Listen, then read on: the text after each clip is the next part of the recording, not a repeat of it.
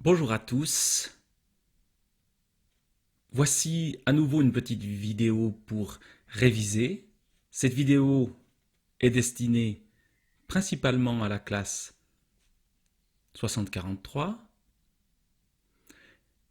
Elle porte sur le texte que vous avez au numéro 4, Demain dès l'aube. Les vidéos sur les textes 1 et 2 arriveront un peu plus tard, mais puisque certains d'entre vous ont déjà travaillé sur Demain dès l'aube, je vais vous donner quelques outils pour ancrer ce texte-là dans son contexte. Demain dès l'aube, poésie donc de Victor Hugo, écrite en 1847 et publiée en 1856. On est donc au XIXe siècle. On est, avec Victor Hugo, dans le mouvement qu'on appelle le romantisme. Alors qu'est-ce que c'est que le romantisme? On est donc à cheval sur le XVIIIe et le XIXe siècle. Ça apparaît au XVIIIe siècle plutôt dans des pays comme l'Allemagne ou l'Angleterre, et en France plutôt au XIXe siècle.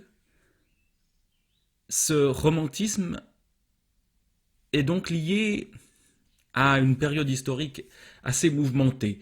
La fin du XVIIIe siècle, le début du XIXe siècle, c'est la Révolution française, c'est ensuite les guerres de Napoléon à travers toute l'Europe, c'est ensuite aussi, à partir de 1815, le retour à l'ordre, mais un ordre qui est apparent et qui ne va pas durer si longtemps que ça, ce qu'on appelait la Restauration, le retour du roi en France après la Révolution. Donc c'est une période très mouvementée, en tout cas en ses débuts, et puis une fois que ça se calme, beaucoup de gens vont ressentir une certaine déception, une certaine mélancolie, ce qu'on va appeler le mal du siècle. Et les romantiques sont des gens très souvent mélancoliques. Et comme ils sont déçus du retour à l'ordre du roi, qui ressemble un peu à cet ordre classique dont on parlait dans d'autres vidéos, eh bien, ils vont vouloir renouveler la littérature, la poésie, mais les autres genres aussi, en lui donnant de l'air, en évitant qu'elle soit, cette littérature, trop soumise aux règles rigides du classicisme. Victor Hugo, pour prendre l'exemple de l'auteur dont nous parlons ici, va justement en poésie, par exemple, écrire des textes qui, certes, sont encore au niveau de la structure poétique de, assez classique, dans le sens où on a des vers, des alexandrins très souvent, qui ne trichent pas ce que feront d'autres après. On parlera de Guillaume Apollinaire, on parlera d'autres, on a parlé d'autres poètes plus récents au XXe siècle, qui eux cassent totalement la structure de la poésie, la structure formelle. Chez Victor Hugo, il commence ceci. Mais c'est déjà une révolution à l'époque.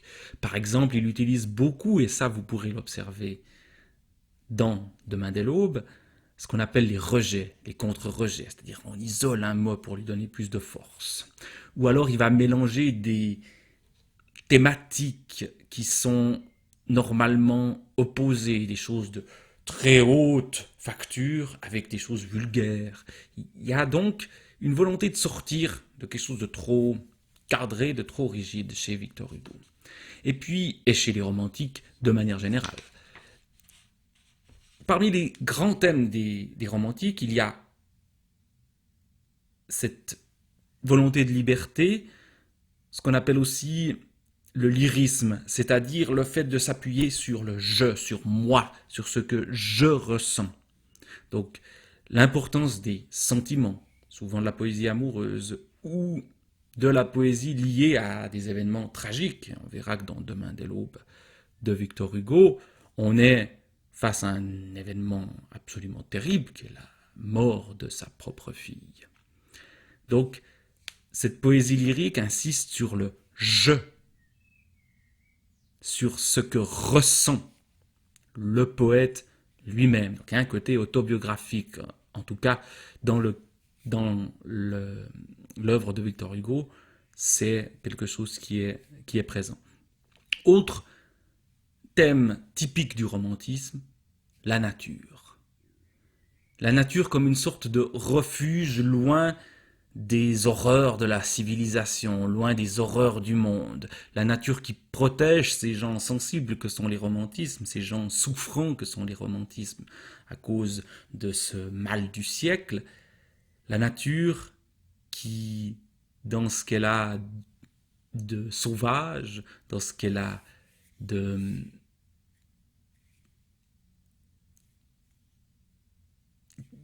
qui échappe à l'ordre classique, justement, va être une source d'inspiration, va être un thème majeur qu'on retrouve très souvent chez les romantiques. Et puis, il y a aussi, dans cette génération-là, donc ces gens qui écrivent surtout dans la première partie du XIXe siècle, un certain sentiment de révolte. Révolte contre l'ordre qui s'est rétabli après la Révolution, contre l'ordre social. Chez Victor Hugo, il y aura des romans sociaux extrêmement puissants, le plus célèbre étant Les Misérables, où il décrit la vie d'un forçat qui a été condamné à la galère parce qu'il avait volé un pain dans une boulangerie parce qu'il mourait de faim. Il va aussi s'engager, Victor Hugo, contre la peine de mort à travers un livre qui s'appelle Le dernier jour d'un condamné, où il décrit de l'intérieur, en utilisant le jeu lyrique de la souffrance, le dernier jour d'un condamné à mort, juste avant d'être guillotiné. Et Victor Hugo est d'ailleurs un des premiers à s'opposer de manière aussi franche à la peine de mort, qui était acceptée à l'époque par la plupart des gens. Donc il y a un engagement social aussi dans cette période romantique. Il y a un engagement politique. Si je reviens à Victor Hugo en lui-même, Victor Hugo c'est le plus célèbre des romantiques français. C'est lui qui va cristalliser cette nouvelle époque, cette nouvelle manière de concevoir la littérature. Il va écrire dans tous les genres littéraires. Il se fait connaître d'abord par le théâtre, où il fait scandale en s'opposant justement à la distinction trop nette entre tragédie et comédie, mais il va aussi faire de la poésie, il va écrire des romans, il va faire du journalisme, il fait des dessins, il s'engage en politique, bref, c'est quelqu'un d'hyperactif qui va influencer de manière extrêmement forte son époque, le 19e siècle. À l'enterrement de Victor Hugo, il y avait plus de monde qu'à celui de Johnny Hallyday. Donc c'est un personnage absolument central dans l'histoire du 19e siècle en France. Ce poème, donc Demain dès l'aube, fait partie donc d'un recueil qui s'appelle Les Contemplations, un recueil de poésie que voici avec la tête, je vous la mets encore plus près, de Victor Hugo. C'est un recueil où il y a plein de... c'est assez long, quoi, il y a beaucoup de choses.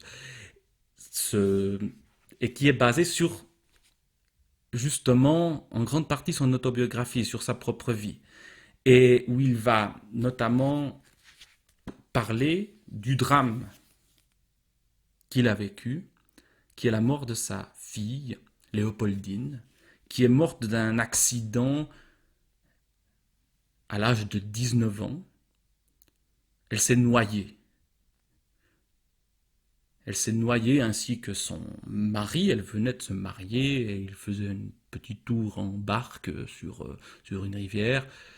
Et la barque s'est retournée et ils se sont tous les deux noyé.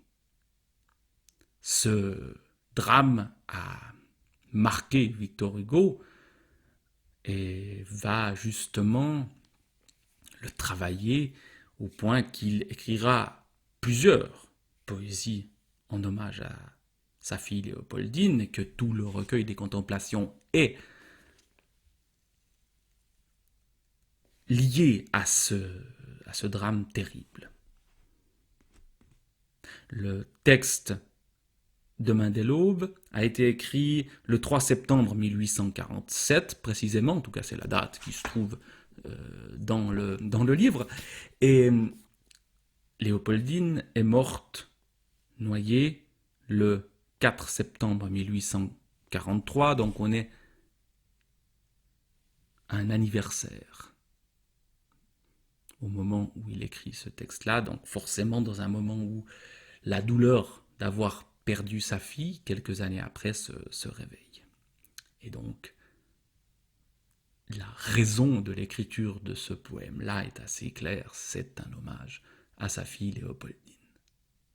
Voilà ce que je pouvais vous dire pour vous aider ensuite à aller regarder dans le texte